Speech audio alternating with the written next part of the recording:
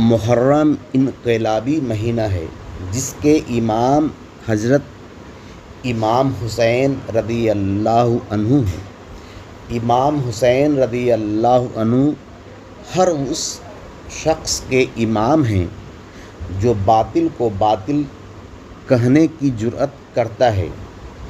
حضرت امام حسین رضی اللہ عنہ یزید پلید کو اپنا امام اس لیے تسلیم نہیں کیے تھے کہ وہ بدعمل تھا۔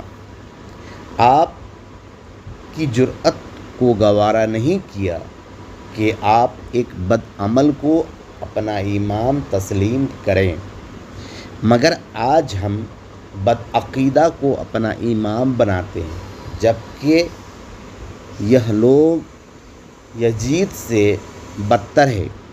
یزید کے کفر میں شک ہے، مگر بدعقیدہ کے کفر میں شک نہیں ہے بلکہ یقین ہے۔ بدعقیدہ کو کافر سمجھ کر امام بنانا حرام ہے اور بدعقیدہ کو مسلمان سمجھ کر امام بنانا کفر ہے۔